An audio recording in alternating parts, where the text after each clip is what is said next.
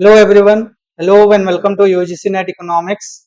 तो जैसा कि मैंने आप सभी को बोला था कि मैं कुछ पीवाईक्यूज लेके आऊंगा यूनिट वाइज। तो आप सभी के लिए पहला टीचिंग यूनिट से मतलब टीचिंग एप्टीट्यूड वाले यूनिट से टॉप 25 प्रीवियस ईयर क्वेश्चन, जिसमें कि 2024 और 2025 जून के क्वेश्चंस होंगे विद एक्सप्लेनेशन।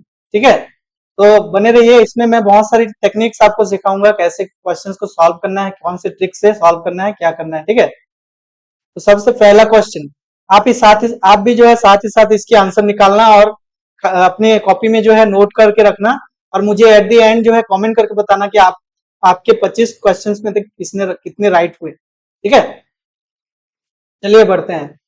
फर्स्ट क्वेश्चन जो कि 25 जून को आया था, यहाँ पे 25 जून को ये क्वेश्चन आया था, इसको सॉल्व कीजिए। क्वेश्चन क्या बोला है, यहाँ पे देखिए क्वेश्चन बोल रहा है the role of a teacher in supporting experiential learning can not be of a और दी। तो यहाँ पे टीचर का रोल एक्सपीरियंशियल लर्निंग में क्या होगा क्या नहीं होगा वो पूछा है। ठीक है, कांट बी। तो एज ए कोच वो सारी चीजें आपको सिखाएंगे, मेंटर की तरह आपको गाइड करेंगे, आपको लेसन डिलीवर करेंगे ट्यूटर की तरह। तो 1 2 3 ये तो होने वाला है जब वो एक्सपीरियंस लर्निंग के टाइम पे आपको सपोर्ट करेंगे, या फिर उनका रोल जो है कोच मेंटर ट्यूटर की तरह होगा। लेकिन टेक्नोलॉजी यहाँ पे ये वाला जो है यहाँ पे रॉन्ग हो जाएगा। तो यही आपका आंसर है, आपका राइट आंसर यहाँ पे 4 होगा, क्योंकि can't be of A technology. ठीक है, टीचर का रोल एक टेक्नोलॉजी की रोल की जगह नहीं ले सकते। ठीक है, तो 4th is your right answer, यहाँ पे आपका राइट आंसर हो जाएगा 4। Second question, which of the following is not considered as self generated feedback. तो इनमें से कौन सी मतलब वर्ड है जो कि सेल्फ जनरेटेड फीडबैक नहीं होती। जैसे कि यहाँ पे एश्योरेंस दिया है, रिव्यूइंग, रिट्रेसिंग, ऑब्जर्वेशन। तो यहाँ पे मैं आपको बता दूं, प्रीव्यू आप खुद से करते हो, मतलब कुछ रिसर्च करने के पहले या फिर कुछ सीखने से पहले या फिर कुछ जानने से पहले आप उसकी प्रीव्यू करोगे, देखोगे कि क्या क्या चीजें हैं, कंटेंट प्रीव्यू करोगे, फिर आप जो है फाइनल कंटेंट की तरह, कॉन्सेप्ट की तरह आगे बढ़ते हो। ठीक है, रिट्रेसिंग, रिट्रेस करोगे आप, मतलब आपने इसके पहले क्या क्या चीजें सीखी हैं और उसको कैसे आप रिलेट कर पा रहे हो, रिट्रेस करोगे, आप रिमेम्बर करोगे। ठीक है, देन आप ऑब्जर्व करोगे चीजों को, जो चीजें आप पढ़ रहे हो उसको रियल लाइफ में कैसी हो रही है, जो चीजें आपने पढ़ी उसको आप ऑब्जर्व करोगे। तो ये 2 3 4 जो है सेल्फ जनरेटेड फीडबैक होती है। लेकिन यहाँ पे क्या पूछा है, not consider as a self generated feedback. तो यहाँ पे एश्योरेंस आपका जो है सेल्फ जनरेटेड फीडबैक नहीं होगा, क्योंकि एश्योरेंस आप खुद से खुद को नहीं दे सकते, ये दूसरों से आपको मिलती है। ठीक है, तो एश्योर करना, assurance, assurance is not self generated feedback. Clear है। Third question, arrange the level of Bloom's taxonomy from lower to higher order in cognitive domain। तो यहाँ पे देखिए ब्लूम्स टेक्सोनोमी की अगर मैं बात करूं तो यहाँ पे 3 डोमेन होते हैं। पहला डोमेन होता है cognitive domain, then affective domain, then psychomotor domain. Cognitive domain, affective domain और साइकोमोटर डोमेन तीनों जो है 3S से रिलेटेड है, उसको 3S से हम जानेंगे। कॉग्निटिव डोमेन की बात करें तो वो हेड से रिलेटेड है, फर्स्ट H। देन हम अफेक्टिव डोमेन की बात करें तो हार्ट से रिलेटेड है, और हम साइकोमोटर डोमेन की बात करें तो हैंड से रिलेटेड है, क्योंकि हैंड मूवमेंट, बॉडी मूवमेंट से जो है हमारा साइकोमोटर काम करता है। ठीक है, मसल्स से। ठीक है, तो यहाँ पे कॉग्निटिव डोमेन के बारे में बोला है, वहां पे अरेंज करने के लिए बोला है लोएस्ट टू हायर ऑर्डर। तो पहले कॉग्निटिव डोमेन में प्रोसेस क्या होता है, सारी चीजों को सीखने की या फिर टीचिंग देने की या फिर जानने की। तो यहाँ पे देखिए रिमेम्बरिंग, लर्निंग में कॉग्निटिव डोमेन क्या काम करता है, पहले रिमेम्बरिंग, देन आता है understanding, then applying, then analysing, then evaluating. तो सबसे पहले क्या आएगा, ई आएगा, तो इसको एलिमिनेट कर दो, इन तीनों में है। तो यहाँ पे देखिए रिमेम्बरिंग, अंडरस्टैंडिंग, बी भी है तीनों में, अंडरस्टैंडिंग के बाद अप्लाइंग, तो सी ये भी आउट हो गया, कैंसिल आउट हो गया। अब इन दोनों में देखते हैं क्या राइट आंसर है। ठीक है, तो यहाँ पे देखिए अप्लाइंग के बाद होता है एनालाइजिंग, तो सी के बाद ए जहां कहीं भी है वही आपका राइट आंसर हो जाएगा, इसको भी एलिमिनेट कर दीजिए। Second is your right answer, because here remembering, understanding, applying and analysing, then evaluating, ये आपका जो है लोअर टू हायर ऑर्डर है कॉग्निटिव डोमेन में। इस तरीके से लर्निंग होती है और उसकी इवैल्यूएशन होती है। ठीक है, क्लियर है सभी को? ब्लूम्स टेक्सोनॉमी अगर आपने नहीं पढ़ी तो एक बार मेरी पिछली वाली वीडियोस देखना, वहां पे मैंने पढ़ाई है इसको अच्छे तरीके से, तीनों डोमेन मैंने अच्छे से पढ़ाई है। ठीक है, इसी चैनल में आपको मिल जाएगी वो वीडियो टीचिंग एप्टीट्यूड की, देख लेना है। Question 4, what among the following are, सभी को आवाज ठीक से सुनाई दे रही है तो चलिए ठीक। फोर्थ क्वेश्चन सॉल्व कीजिए। What among the following are known as assessment instrument, इनमें से कौन सी चीजें हैं जो कि असेसमेंट इंस्ट्रूमेंट्स हैं? टेस्ट बिल्कुल है, एग्जामिनेशन है, वर्कशीट भी है, क्विजेस भी है, लेकिन रूब्रिक जो यहाँ पे बोला गया है ये आपका असेसमेंट इंस्ट्रूमेंट नहीं है। तो सी को आप हटाओ, यहाँ पे सी जहां कहीं भी है उसको एलिमिनेट करना है आपको। ठीक है, तो यहाँ पे मैंने चारों है बोला, तो जहां पे चारों आ रही हैं ए बी डी ई, वही आपका राइट आंसर होगा। Fourth is your correct answer. यहाँ पे एक्सप्लेनेशन भी मैंने दे रखी है। Correct answer is 4 A B D E only because these four are assessment instrument tests, a formal set of questions or tasks designed to measure a specific body of knowledge or skill। ठीक है, test क्या करता है? Formal set of questions है। ठीक है, examinations की अगर बात करें, comprehensive formal test often covering a large unit of study और कोर्स कंटेंट। एग्जामिनेशन में एक कॉम्प्रिहेंसिव टेस्ट होता है, आपका लिया जाता है पूरे कोर्स का एक कंप्लीट होने के बाद। ठीक है, वर्कशीट क्या करता है? वर्कशीट भी एक जो है आपका असेसमेंट इंस्ट्रूमेंट है, जिसमें स्ट्रक्चर्ड एक्टिविटीज और set of program problems given to students often for practice but also used to gauge understanding and application of concepts. तो वर्कशीट भी आपका असेसमेंट इंस्ट्रूमेंट हो गया। E, quizzes, a brief assessment instrument typically covering a small amount of materials. ठीक है, quiz में आप objective type questions include करते हैं। Why C rubric is excluded here? Rubrics are scoring tools or criteria setting guides, not the instrument themselves. A rubric is used to evaluate the performance or product generated from an instrument like an essay, project or oral presentation, but it is not the assessment task or instrument a student complete। तो rubric क्या करता है? आपको scoring के लिए, score को आपके major करने के लिए यूज होता है ये वाला इशू। ठीक है, ये असेसमेंट इंस्ट्रूमेंट नहीं होता, ये परफॉर्मेंस को मेजर करने के लिए, मतलब कि आपकी जो ओरल ऐसे प्रोजेक्ट इन सारी चीजों के स्कोर को, ठीक है, स्कोरिंग करने की टूल है, स्कोर को इवेलुएट करता है। ठीक है, ये तो ये रूब्रिक इसमें असेसमेंट इंस्ट्रूमेंट नहीं होगा। क्लियर है सभी को? Next question 5, match list 1 principles with list 2 implications. तो यहाँ पे देखिए प्रिंसिपल्स लिस्ट 1 और इम्प्लीकेशंस जो है लिस्ट 2 में दिया है, आपको सॉल्व करना है, मैच करनी है कौन सी किसमें इसके साथ जुड़ी हुई है। Encouraging students deep approach to learning objective, यहाँ पे देखिए अप्रोच की बात की है, अप्रोचेस, यहाँ पे भी अप्रोच है। ऐसे हिंट आपको बार बार मिलते रहते हैं, आप अगर ध्यान दो क्वेश्चंस को ठीक से अगर ऑब्जर्व करके देखते हो तो फिर आपको आंसर ऐसे ही मिल जाएगा। देखिए यहाँ पे ये इसको आप रिलेट कर दो सेकेंड से। ठीक है, देन अब इसी से आपका देखिए ये जो है राइट आंसर निकल के आ गया सेकेंड। अब आगे भी मैं आपको बताता हूँ इसकी एक्सप्लेनेशन, यहाँ पे सारी एलिमिनेट हो जाएंगी ऑटोमेटिकली जब आप किसी एक को अगर राइट कर लेते हो। यहाँ पे देखिए the summative formative assessment to be learning oriented, तो अगर आपको देखिए यहाँ पे भी असेसमेंट की बात की है, यहाँ पे भी असेसमेंट है, तो इस तरीके से अगर आप ढूंढते हो तो आपको जरूर हिंट मिलेगा। ठीक है, इसी से आप कनेक्ट करना स्टार्ट करोगे। Then facilitating dialogic forms of feedback, feedback की बात की है यहाँ पे फीडबैक है। ठीक है, अब अगर आपको चीजें समझ में नहीं आती, अगर पढ़ के भी नहीं आए हो तो आपको थोड़ी बहुत हिंट मिलती है क्वेश्चन में, अगर आप ध्यान से देखो। ठीक है, feedback should be embedded with assessment practice. तो C first, involving some personal student investment, task design should be, यहाँ पे greater sense of ownership by student से रिलेटेड होगी।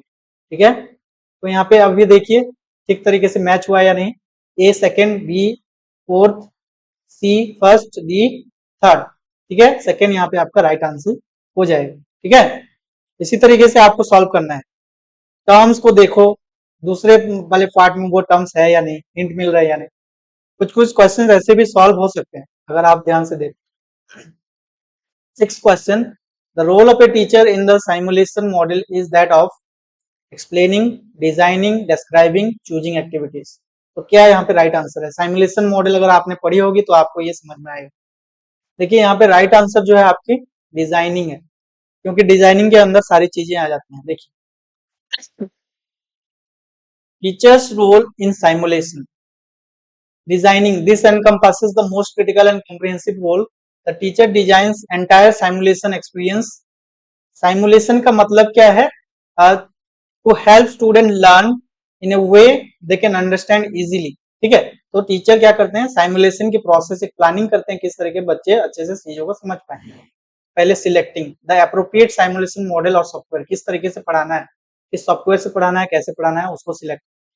Then structuring the learning objective, objective को structured way में deliver करना, structure करना। Developing the scenario, rules and constraints of the simulation, क्या rules होंगे, क्या सिनेरियो होंगे, क्या कंस्ट्रेंट होंगे, क्या क्या लिमिटेशंस होंगे, उसको डेवलप करना। Integrating the simulation into curriculum, जो आपने प्लान की उसको करिकुलम में कैसे शामिल करोगे, प्लान में कैसे इंप्लीमेंट करोगे, उसको भी आपको ध्यान रखना होता है। फैसिलिटेटिंग, एक गाइड और फैसिलिटेटर की तरह काम करते हैं टीचर स्टूडेंट को चीजें सिखाने के लिए। एक्सप्लेनिंग एंड डिस्क्राइबिंग, चीजों को डिस्क्राइब करते हैं, एक्सप्लेन करते हैं।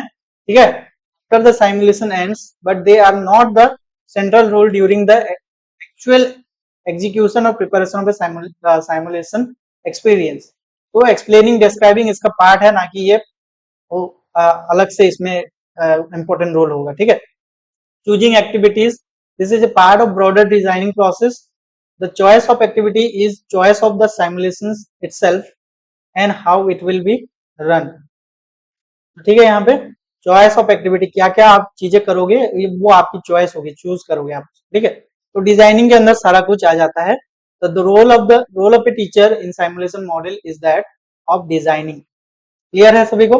नेक्स्ट क्वेश्चन, 26 जून में ये भी आया था मॉर्निंग शिफ्ट में। ठीक है, सीबीएसई से क्वेश्चन है, choice based credit system in higher education promotes rigid curriculum structure, flexibility in course selection, limited student choice, only theoretical learning. यहाँ पे अगर आप ध्यान दो, चॉइस बेस्ड क्रेडिट सिस्टम के अंदर ही आप सभी पास आउट होके आए होंगे, तो आपको पता होगा कि क्या करता है choice based credit system. Flexibility in course selection आपको प्रोवाइड करता है, क्योंकि आप देखो, आप अपने ऑनर्स के सब्जेक्ट बस नहीं पढ़ते, आपको जो है different different subject discipline learn करने को मिलते हैं, जैसे कि जी, और फिर आपको ability enhancement course, skill enhancement course, ये सारी चीजें इंक्लूडेड होती हैं।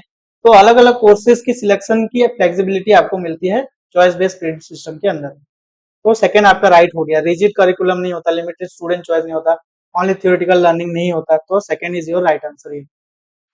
Next question, arrange the problem solving strategy, generate possible solutions, determine how to implement. यहाँ पे देखिए प्रॉब्लम सॉल्विंग स्ट्रेटेजी के बारे में पूछा है, क्या होगा, अरेंज कीजिए इसको ठीक मैनर में। पहले मैं आपको बताऊं तो सबसे पहले प्रॉब्लम सॉल्व करने से पहले हमें क्या करना होता है, प्रॉब्लम को डिफाइन करना होता है। डिफाइन द प्रॉब्लम, तो ये यहाँ कहीं भी है वही आपका राइट आंसर यहाँ पे हो जाएगा, बाकी सारी एलिमिनेट कर दो अगर आपको नहीं पता तो सीक्वेंस वाइज। तो defining the problem is the first step towards solving any problem. ठीक है, तो स्ट्रेटेजी आपकी डिफाइनिंग ए प्रॉब्लम, यहीं से आपका ये राइट आंसर निकल के आ गया। देन आपको generate possible solution, D, then D, evaluate each solution, C, make a decision, then determine how to implement and evaluate। Clear है सभी को? यहाँ से थोड़े से एक अगर आप सही कर लेते हो तो फिर सब कुछ सही हो जाता है, अगर आपने सही तरीके से प्रैक्टिस की है तो। 9th question, learning for all implies, learning for all implies, यहाँ पे देखिए लर्निंग फॉर ऑल का मतलब क्या है, inclusive education, equitable, inclusive and equitable, quality education, categorized based on education, categories based education. क्या होगा आपका यहाँ पे राइट आंसर? देखिए जब हम लर्निंग फॉर ऑल की बात करते हैं तो वहां पे इंक्लूसिव एंड इक्विटेबल एजुकेशन की बात हो जाती है, जिसके अंदर सारी चीजें आ जाती है, क्वालिटी भी, कैटेगरी भी, और इक्विटेबिलिटी भी एंड इंक्लूसिव भी होती है। तो यहाँ पे सी ओनली आपका जो है राइट आंसर होगा, एनटीए की तरफ से ये आंसर आया है। ठीक है, आप इसमें से सारी को भी चूज कर सकते हो, ए बी डी ई भी आप यहाँ पे ऑप्शन में नहीं है, लेकिन वो चीजें, तो एनटीए की तरफ से आपका राइट आंसर है सी ओनली। ठीक है, क्योंकि इसमें इंक्लूसिव और इक्विटेबल एजुकेशन के अंदर सब कुछ आ जाता है। 10th question, match list one learning style with list two strengths. Learning style के अंदर देखिए conversion, diversion, assimilation, accommodative learning style के बारे में बोला है।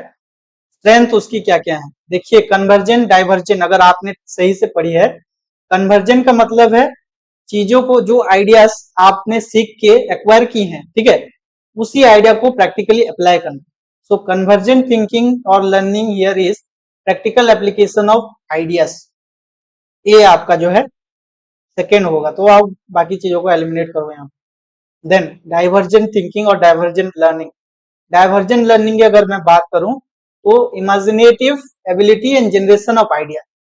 जब आप डाइवर्जेंट तरीके से चीजों को सीखते हो, बहुत सारी चीजें सर्च करके, वास्ट वे में बहुत सारे सोर्सेस पढ़ के, तो वो डाइवर्जेंट थिंकिंग होता है, जहां से कि आपका एक आइडिया जनरेट होता है। उसी आइडिया को जब आप प्रैक्टिकली अप्लाई करते हो तो उसको कन्वर्जेंट थिंकिंग बोल दिया जाता है, ठीक है। तो बी आपका यहाँ पे बी हो गया, तो आपका राइट आंसर यहीं से दो टर्म्स को सॉल्व करके ही निकल आया, ठीक है। Third is your right answer. Assimilation का मतलब है क्रिएटिंग थियोरिटिकल मॉडल्स।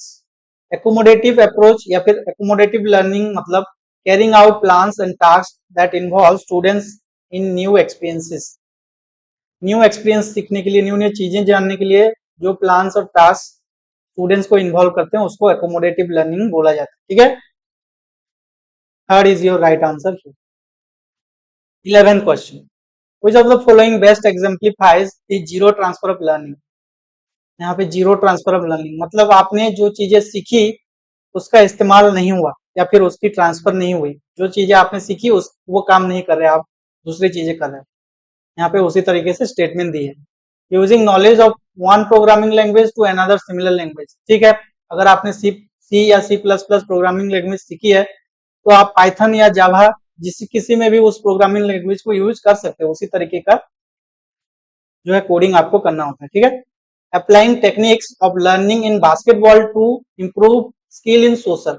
देखिए बास्केटबॉल में हम हाथ से जो है नेट के थ्रू बॉल को पास करते हैं, सोशल में हम पैरों से पास करते हैं, फुट से, ठीक है। तो एक तरीके का ये भी सिमिलर गेम है जिसमें कि हमें जो है एक नेट से दोनों तरफ बॉल को पास ऑन करना होता है। तो एक तरीके से सिमिलर गेम है, तो यहाँ पे भी आपकी टेक्निक्स काम आ जाएगी, ठीक है। थर्ड क्वेश्चन, थर्ड ऑप्शन यहाँ पे देखिए, using skill acquired in carpentry to excel in painting. देखिए यहाँ पे अलग अलग चीजें बातें कर रही है, ठीक है। यहाँ पे कारपेंट्री अलग चीज है, पेंटिंग अलग चीज है। कारपेंट्री मतलब वुडन की फर्नीचर तैयार करना, वुड की फर्नीचर। पेंटिंग मतलब दीवार या फिर किसी पे वॉल पुट्टी मारना या फिर कुछ भी कलर देना, वो पेंटिंग होता है। तो ये बिल्कुल अलग चीज हो गया। तो ये आपका जो है जीरो ट्रांसफर ऑफ नॉलेज के अंदर आ जाएगा। थर्ड इसका जो है आपका राइट आंसर होगा, ठीक है। Applying a mathematical problem solving methods to a physics problem, ये भी सही है। मैथ और फिजिक्स आपस में रिलेटेड है, जो मैथ का फॉर्मूला होता है फिजिक्स में भी वही यूज होता है, ठीक है। तो यहाँ पे जीरो ट्रांसफर नहीं हो रही। 1, 2, 4 में जीरो ट्रांसफर नहीं है, एक्चुअल ट्रांसफर ऑफ लर्निंग हो रही है। लेकिन थर्ड में जो है कारपेंट्री और पेंटिंग बिल्कुल अलग अलग चीजें हैं, तो वहां पे जीरो ट्रांसफर ऑफ लर्निंग होगी, कोई ट्रांसफर ही नहीं हुआ learning. Third is your right answer है। 12th क्वेश्चन, अगस्त 24 में ये क्वेश्चन आया था, देखिए which of the following, first shift था, which of the following channels of Swayamprabha are under consortium for educational communication New Delhi, CEC New Delhi. अगर आपने स्वयंप्रभा की चैनल लिस्ट देखी है, मैंने जो वेबसाइट कम्युनिटी में छोड़ी थी, या फिर अगर आप नए हो तो भी आप क्या कर सकते हो, डायरेक्ट जाके गूगल में स्वयंप्रभा की चैनल लिस्ट आप वहां से सर्च कर सकते हो।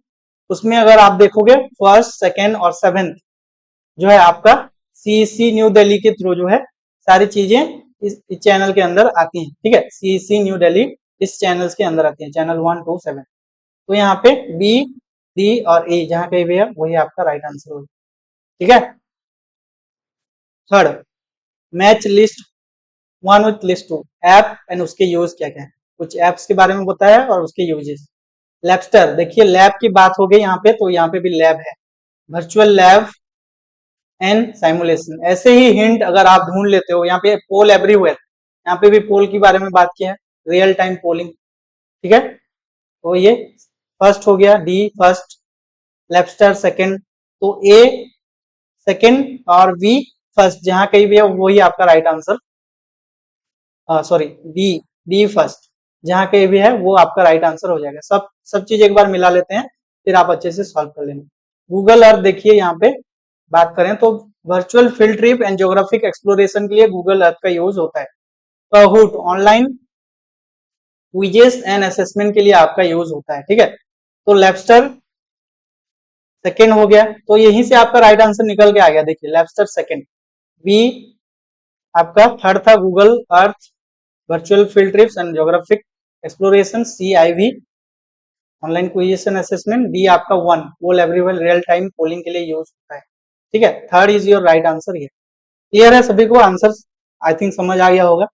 Then question 14, a teacher want to integrate Swayamprabha into curriculum to enhance learning, which of the following benefits of Swayam should the teacher highlight to the students? तो students को स्वयं प्रभा के बारे में कौन कौन सी चीजें टीचर जो है हाईलाइट करेंगे अगर वो अपने करिकुलम में स्वयं को इंटीग्रेट करना चाहते हैं तो यहाँ पे देखिए, free access to quality educational resources, सही है। Opportunity for live interactions with instructions, नहीं, यहाँ पे लाइव इंटरेक्शन की कोई सुविधा नहीं है, ठीक है, स्वयं में। पीयर रिव्यूड असेसमेंट, ये भी नहीं होता।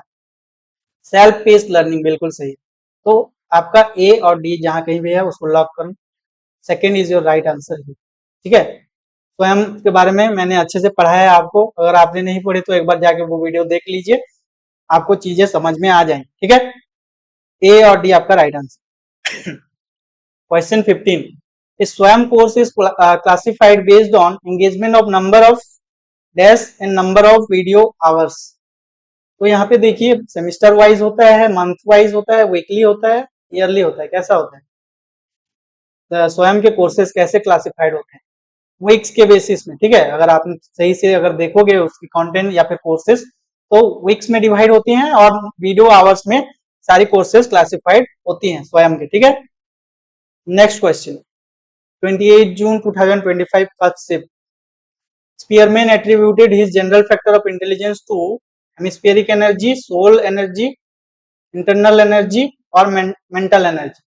A concept that believed to be originated with Aristotle. Aristotle के साथ ओरिजिनेट हुआ था जो कॉन्सेप्ट। तो इंटेलिजेंस की अगर बात हो रही है तो यहाँ पे आप एक कॉमन सेंस लगा सकते हो, इंटेलिजेंस कहाँ से डेवलप होता है? मेंटली, ठीक है, माइंड में डेवलप होता है। तो मेंटल एनर्जी यहाँ पे काम करती है, ना कि हेमिस्फेरिक, सोल एनर्जी और इंटरनल वगैरह वगैरह। तो यहाँ पे आपको कॉमन सेंस लगाना है, कुछ क्वेश्चन कॉमन सेंस से भी सॉल्व होंगे अगर आपने नहीं पढ़ी तो भी।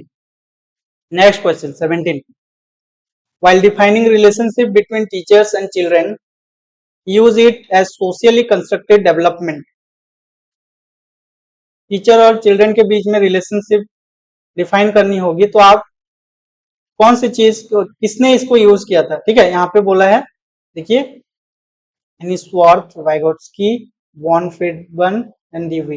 यहाँ पे राइट आंसर आपकी वाइगोट्स्की है, क्योंकि while defining relationship between teacher and children, Vygotsky use it as socially constructed development, ठीक है। 18 question, select the wrong statement here. In Flanders system there are 10 categories of interaction analysis. तो यहाँ पे आपको right answer जो है choose करना है, ठीक है। ये भी राइट है यहाँ पे। टीचिंग बिहेवियर इज मोरल और molar and not molecular. Teaching behaviour के बारे में यहाँ पे अगर बोला है मोलर है बट नॉट मॉलिक्यूलर है, तो इसकी एक्सप्लेनेशन मैं आपको दिखा देता हूँ, फिर आप सॉल्व कर लीजिएगा। In Flanders system there are 10 categories of interaction, correct, ठीक है। Flanders interaction analysis categorize FIAC system is composed of 10 categories, 7 for teachers talk, 2 for student talk and 1 for silence and confusion, ठीक है। Right है ये भी। Wrong चीजों को हम यहाँ पे डिस्कस नहीं करने वाले, आप पढ़ लेना ठीक से। सी भी आपका राइट है। इन the teaching behaviour influence is aimed at both the pupils and the teacher.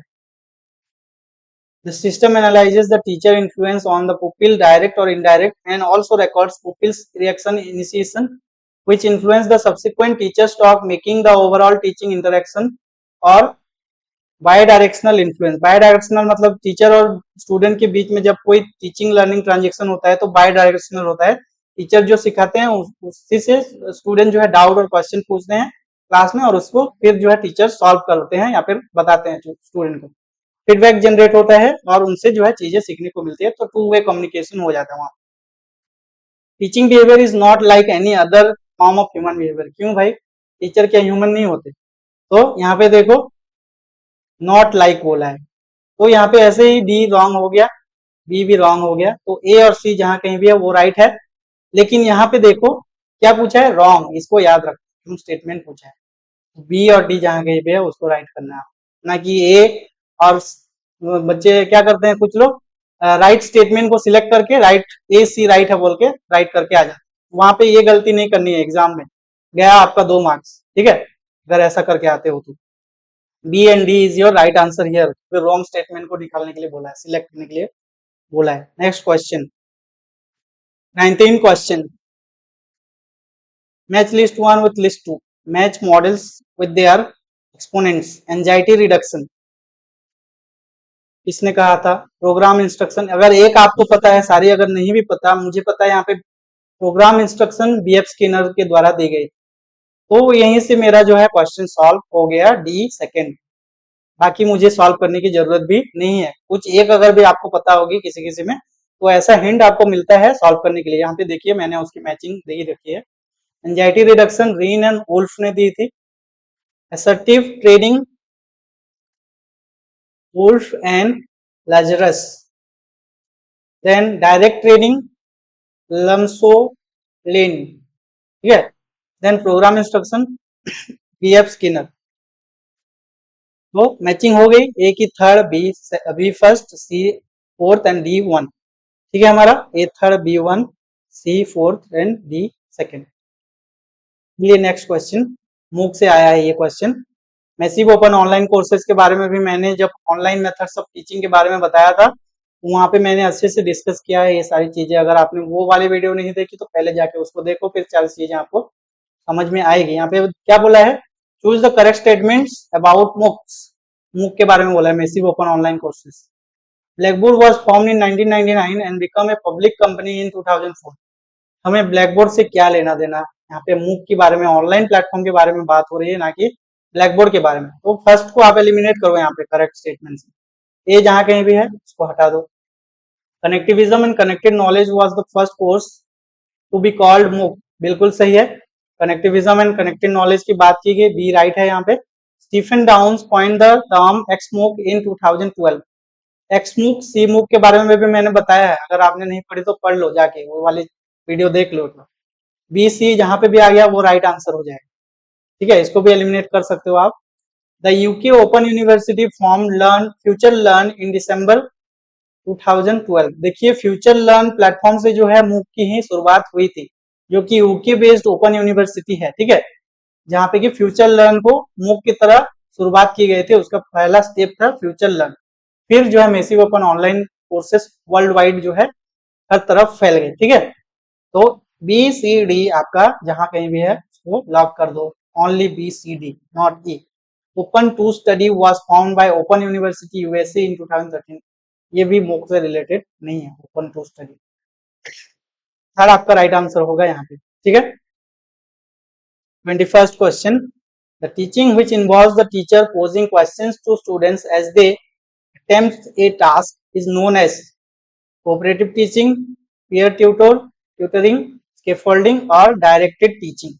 देखिए जब भी टीचर किसी तरीके से teaching which involves teacher posing questions to students as they attempt a task is known as, किसी भी task को attempt करने से पहले टीचर जब स्टूडेंट्स को क्वेश्चन करते हैं तो उसको किस तरीके से क्या बोला जाता है, स्कैफोल्डिंग, ठीक है।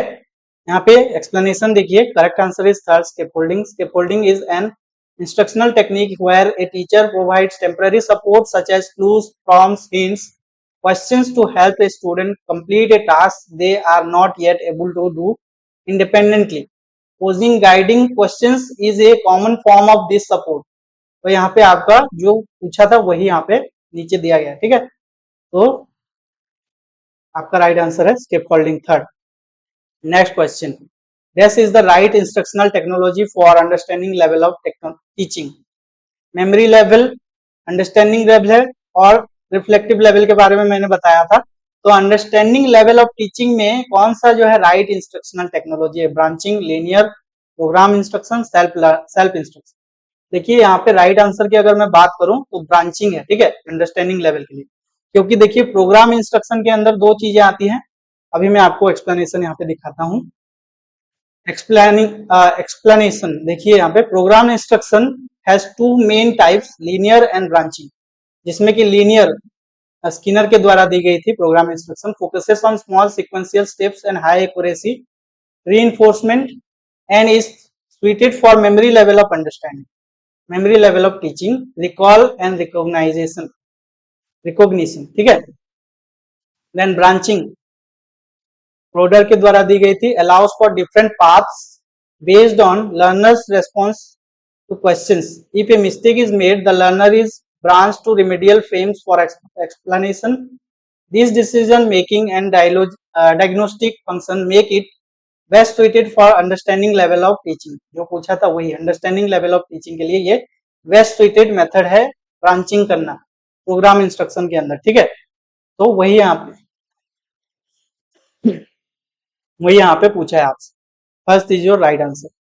Then 23rd question, arrange the components of teaching process in order of occurrence from initial to final. Performance assessment, instructional goal, entering behaviour, then instructional procedure. क्या है यहाँ पे राइट सीक्वेंस बताइए। देखिए पहले क्या होता है, आपको इंस्ट्रक्शनल गोल डिसाइड करनी होती है। बी जहां कहीं भी है वही आपका राइट आंसर होगा, बाकी एलिमिनेट। पहले टीचिंग प्रोसेस के अंदर क्या आप पढ़ाना चाहते हो, उसकी गोल क्या है, ऑब्जेक्टिव्स क्या है, वो आपको बताना है, ठीक है। फिर एंट्री बिहेवियर चेक करनी है बच्चों की कि उन्होंने प्रीवियसली क्या लर्न किया, कितना सीखा है, कहाँ से शुरुआत करनी है, ठीक है। बी सी जहां भी आ रहा है वही राइट होगा। देन आप क्या करोगे, इंस्ट्रक्शनल प्रोसीजर फॉलो करोगे उनको सिखाने के लिए। अभी करंटली वो क्या क्या चीजें सीखी है, कहाँ से शुरू करनी है, इंस्ट्रक्शनल प्रोसीजर फॉलो करोगे। देन परफॉर्मेंस को उनकी एसेस करोगे, ठीक है। ये आपका स्टेप होगा in the teaching process in order of occurrence from initial to final, ठीक है। तो यहाँ पे क्या क्या आया, B C D A, third is your right answer, ठीक है। क्लियर है सभी को। यहाँ पे देखिए ये आरडी मॉडल का है एग्जाम्पल है। आरडी मॉडल के अंदर आरडी मतलब analysis, design, development, implementation and evaluation. उसके अंदर ही आता है इंस्ट्रक्शनल गोल, मतलब what is to be learn. यहाँ पे आपको क्या लर्न करना है, ऑब्जेक्टिव क्या है आपको डिफाइन करनी है, ठीक है। Entering behaviour, the teacher must assess the learners prior knowledge and readiness, prerequisite skills check करनी है आपको। Instructional procedure, the teacher then implements the teaching strategy, delivers the lesson, ठीक है। टीचिंग स्ट्रेटेजी फॉलो करके lesson deliver करेंगे। Then performance assessment, finally the teacher measures the outcomes, test if the goal was achieve. जो उन्होंने पढ़ाया क्या वो सही में, सही मायनों में बच्चों तक वो सारी चीजें पहुंच पाई, आउटकम्स क्या निकल के आ रहे हैं, उसको एसेस करना फिर लास्ट में आता है, ठीक है। तो आई होप आपको समझ आ गया होगा। 23rd क्वेश्चन का आंसर थर्ड है, ठीक है। 24th question, select the right combination of statements. Role of teacher's personality is very important. Idealism. Role of teacher's personality is of limited importance. Pragmatism. Role of teacher's personality is very important. Pragmatism. Role of teacher's personality is not of limited importance. Naturalism. तो यहाँ पे right क्या है, यहाँ पे right statement, right combination of statement आपको बतानी है। देखिए यहाँ पे एक्सप्लेनेशन, आइडियलिज्म की एक्सप्लेनेशन देखिए। The teacher acts as a model of perfection and wisdom. Their personality and moral conduct are crucial for inspiring students. बिल्कुल सही है। तो आइडियलिज्म, क्योंकि स्टूडेंट जो है टीचर्स को आइडियल मानते हैं, अपना आदर्श मानते हैं, उसी तरीके से उनमें परफेक्शन ढूंढते हैं, उनमें विजडम, नॉलेज का भंडार ढूंढते हैं, ठीक है। क्योंकि teacher is the wisest person for the students while learning from them, ठीक है। Their personality and moral conduct are crucial for inspiring students. Idealism के अंदर आया, ए राइट है। बी की बात करते हैं, pragmatism. The teacher is guide and facilitator of experience in problem solving, not an authority figure, thus their personality is less central than the process and activity. Process और activities से भी less है उनका figure, जहां पे ऐसा माना जाता है गाइड और फैसिलिटेटर की तरह अगर आप हम देखें, प्रॉब्लम सॉल्विंग में हेल्प करने की तरह अगर देखें, कोई ऑथोरिटी की तरह उनको अगर ट्रीट ना करें तो प्रैग्मेटिज्म के अंदर आता है, उनका प्रैक्टिकल सिग्निफिकेंस है, लेकिन उतना नहीं है, भगवान नहीं मानना है टीचर को। Teacher is also a human man, so be kind to them and they should also be kind to the students. Okay, तो right answer A and B आपका यहाँ पे हो जाएगा। First is your right answer 24 का। Next question, match list 1 with list 2, an example of multi-sensory approach of learning, 4 quadrants of learning। देखिए अभी हमने पढ़ा 4 quadrants किसमें आता है, मूक है क्या 4 quadrants थी वहां पे, अगर मैंने आपको बताया है तो सही तरीके से अगर आपने देखा होगा तो 4 quadrants वहां पे हमने अभी अभी देखा।